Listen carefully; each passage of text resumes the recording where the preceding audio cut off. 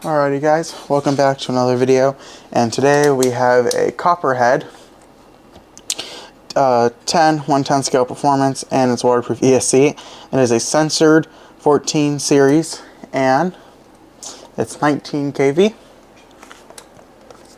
So you see here's the packaging, very nice. It's just the normal copperhead castle packaging. Alrighty, so let's get into it. We'll also be installing it in this video too.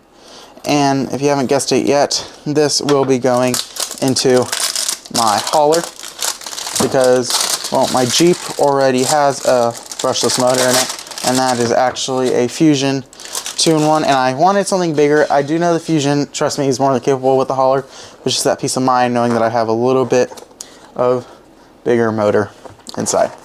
So let's go ahead and see what we get. First off, we have the box with the ESC in it.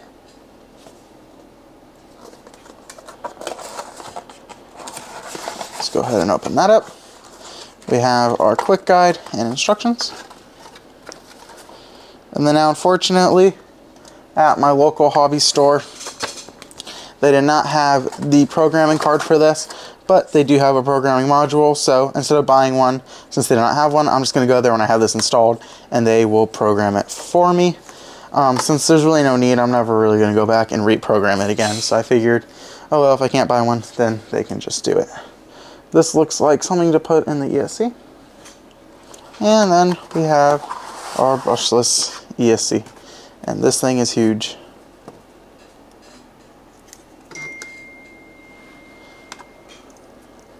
So as you can see here, and then we do have to solder on the points. And then we also have our little turn on switch. And I did get servo tape just because I knew I would need it. So that's one thing I recommend if you're installing any extra ESC that's not part of the original Traxxas. Just get servo tape because more than likely you won't be able to use the screw mounts for it. Alrighty. So this is the Castle ESC, and this is the combo. I am excited to use this. I've always wanted a Castle motor and ESC, but like I said, I never really got a chance to get one. And then when I got the hauler and I started working on that, I was like, for sure, getting one. And obviously after this upgrade, I will be doing tires and wheels. And I was thinking about the SSD red wheels. I'll put a picture of them in here, but let me know what you guys think about them and if I should do it.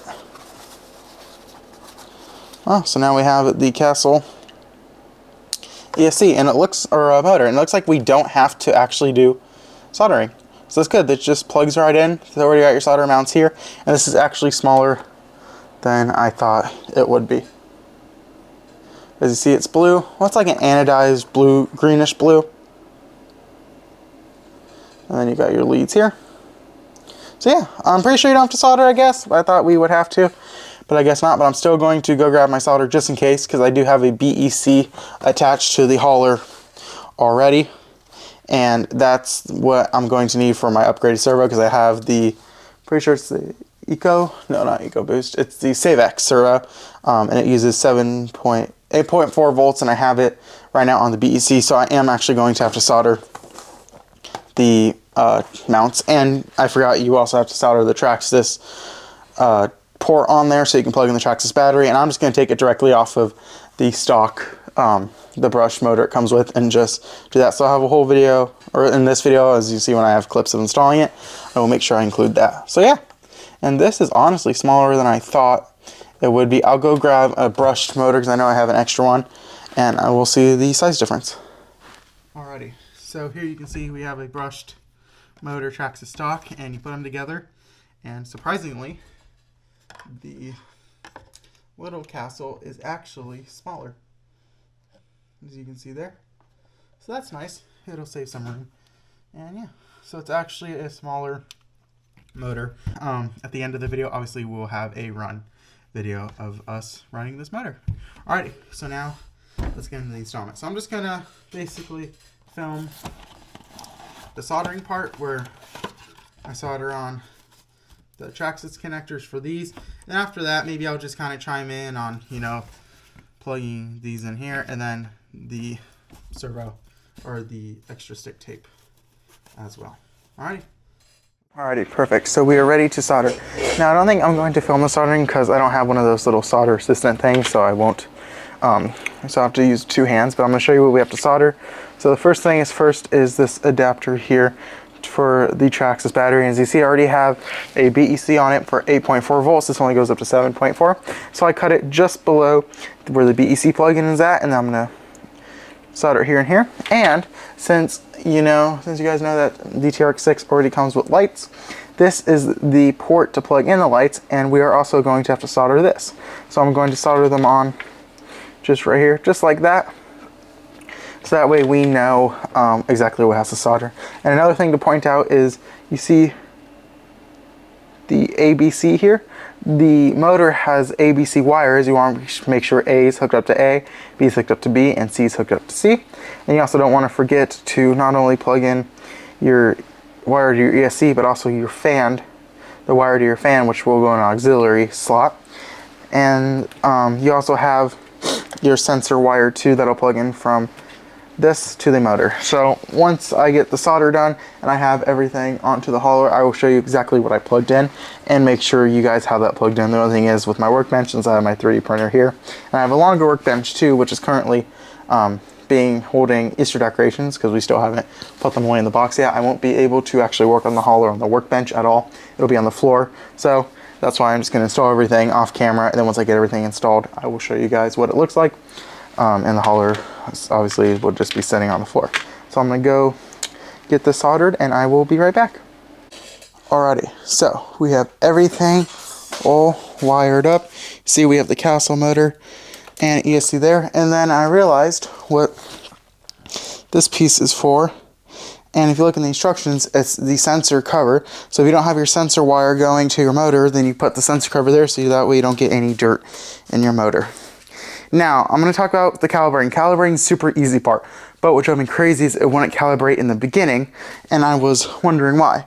So on the stickers you get, and in the instruction booklet, in the stickers and the instruction booklet, it has this, and it shows 2 beeps for start fail, 1 beep and 1 flat line. So it goes beep beep is for low, and it shows all these, and I wasn't paying attention to that at first, so I spent like 2 hours literally trying to figure out why it wouldn't calibrate, watching videos, and it was saying you have to replace things. I'm like, well, that can't be right.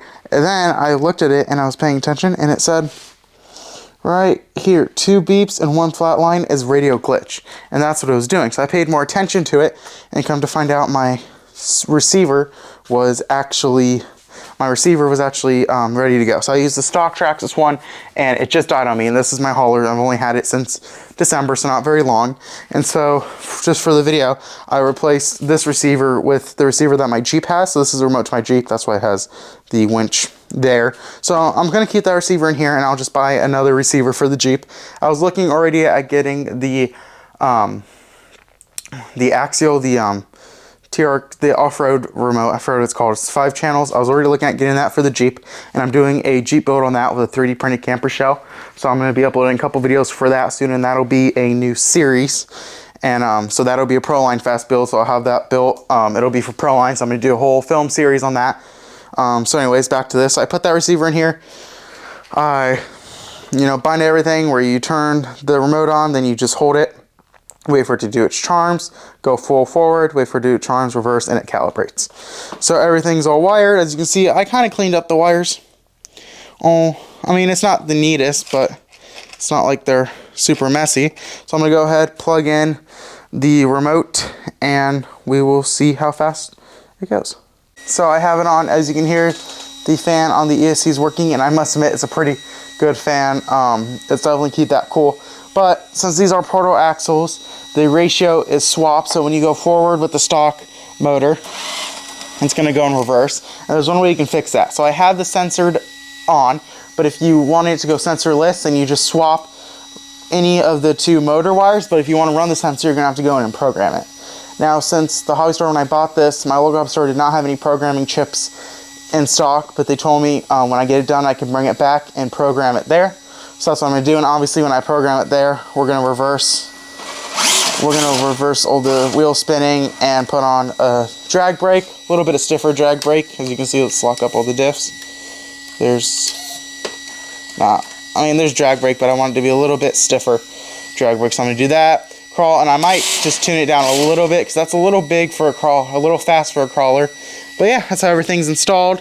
And as you see, I'm missing a couple wheel caps, missing the one on this side and then the front wheel cap too. But all the tires will be replaced. So once I get this thing programmed, I'll do another video on that, and then I'll actually show a video of it up in the mountains. Let's just see this. How slow can we go? That's pretty good for slow crawl. Alrighty. So I hope you guys enjoyed this video. Hopefully it helps. If you have any more questions or you have trouble running it, just put it in the comments below and I'll try to help you my best. And if you guys want to see a run video on this, just let me know.